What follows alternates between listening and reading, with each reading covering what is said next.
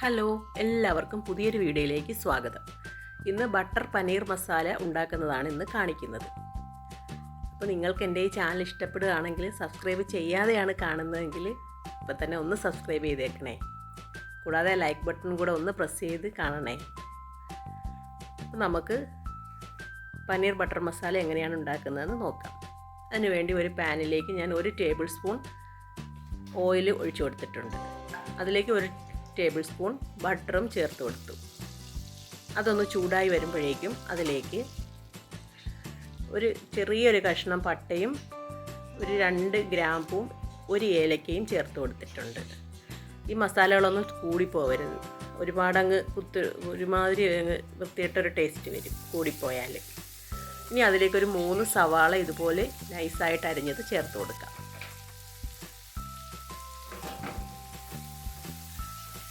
ആവശ്യത്തിന് ഉപ്പും കൂടെ ചേർത്ത് കൊടുത്തിട്ട് നല്ലതുപോലെ ഒന്ന് വഴറ്റിയെടുക്കാം.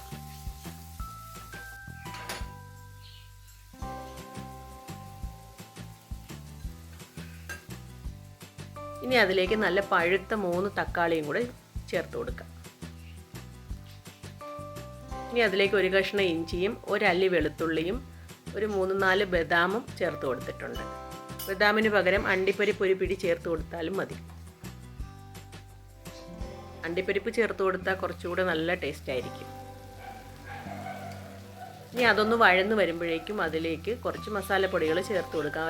ഒരു 1/2 ടീസ്പൂൺ മഞ്ഞൾപ്പൊടിയും 2 ടീസ്പൂൺ കാശ്മീരി മുളക് പൊടിയും 1 ടീസ്പൂൺ പെരിഞ്ജീരകം പൊടിച്ചതും കൂടി ചേർത്ത് കൊടുക്കാം.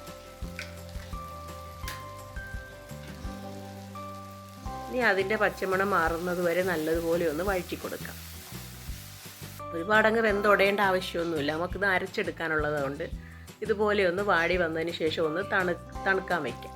തണുത്തതിന് ശേഷം മിക്സിയുടെ ജാറിലേക്കിട്ട് ഇത് നല്ലതുപോലെ അങ്ങ് അരച്ചെടുക്കാം.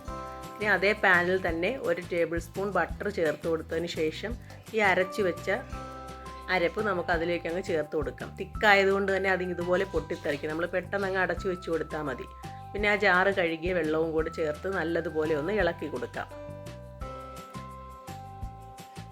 ഈ സമയത്ത് അതിൻ്റെ ഉപ്പൊക്കെ നല്ലതുപോലെ ഒന്ന് നോക്കിയിട്ട് നമുക്ക് ആവശ്യമുണ്ടെങ്കിൽ ചേർത്ത് കൊടുക്കാം. ഇനി ഇത് ആവശ്യത്തിന് വെള്ളമൊക്കെ ചേർത്ത് നല്ലതുപോലെ തിളയ്ക്കുന്നത് വരെ ഒന്ന് അടച്ചു വെച്ച് കൊടുക്കാം. ഇതുപോലെ തിളച്ച് വന്നതിന് ശേഷം അതിലേക്ക് 200 ഗ്രാം പനീർ ചേർത്ത് കൊടുക്കുന്നുണ്ട്.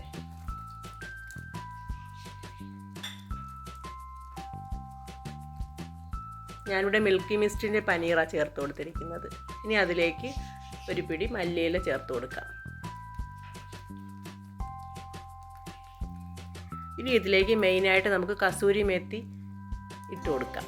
അത് 1 ടേബിൾ സ്പൂൺ ഒന്ന് ചെറുതായിട്ട് കൈവച്ചൊന്ന് ഇതുപോലെ ഒന്ന് പൊടിച്ചങ്ങ് ചേർത്ത് കൊടുക്കാം. ഇത് നിർബന്ധമായിട്ട് നമ്മൾ ചേർത്ത് കൊടുക്കണം, എങ്കിലേ നമ്മൾ റെസ്റ്റോറൻറ്റിൽ നിന്നൊക്കെ മേടിക്കുന്ന അതേ ടേസ്റ്റ് ഈ കറിക്ക് കിട്ടത്തുള്ളൂ.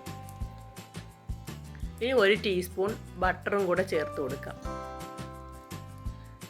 ഇനി ഫ്രഷ് ക്രീം ഉണ്ടെങ്കിൽ അതൊരു 2 ടേബിൾ സ്പൂൺ ചേർത്ത് കൊടുക്കാം. ഞാനിവിടെ പാലാണ് ചേർത്ത് കൊടുത്തിരിക്കുന്നത്. ഫ്രഷ് ക്രീം ഉണ്ടെങ്കിൽ അത് ചേർത്ത് കൊടുക്കുന്നതായിരിക്കും നല്ലത്. അതില്ലെങ്കിൽ ഇതുപോലെ പാല് ചേർത്ത് കൊടുത്താലും മതി. ബട്ടറും കൂടെ ചേർത്ത് കൊടുത്ത് നല്ലതുപോലെ ഒന്ന് ഇളക്കി അടച്ചു വെച്ച് എണ്ണ തെളിയുന്നത് വരെ ഒന്ന് ചെറിയ തീയിൽ വെച്ച് തിളപ്പിച്ചെടുക്കാം.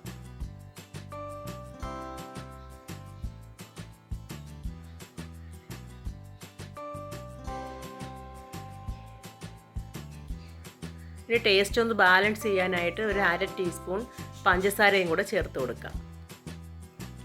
ഇനി ചെറിയ തീയിലിരുന്ന് എണ്ണ തെളിയുന്നത് വരെ ഒന്ന് ഇതുപോലെ ഒന്ന് തിളച്ച് കുറുകി വരും.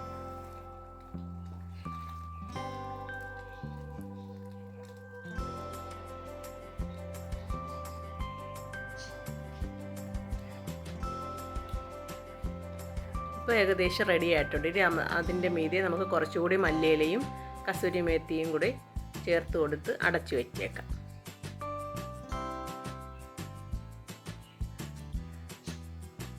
ഇപ്പോൾ പനീർ ബട്ടർ മസാല ഇവിടെ റെഡിയായി.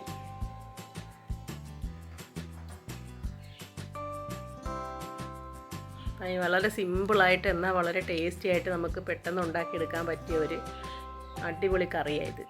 ചപ്പാത്തിയുടെ കൂടെയും പൊറോട്ടയുടെ കൂടെയും നാനിൻ്റെ കൂടെയും ഒക്കെ സൂപ്പർ കോമ്പിനേഷനായി ആണിത്. ഇപ്പോൾ റെസ്റ്റോറൻറ്റിൽ നിന്നൊക്കെ കഴിക്കുന്ന അതേ ടേസ്റ്റിൽ തന്നെ നമുക്ക് വീട്ടിലും ഇതേപോലെ ഉണ്ടാക്കിയെടുക്കാം. ഇത്രയും നേരം വീഡിയോ കണ്ട എല്ലാവർക്കും താങ്ക് യു.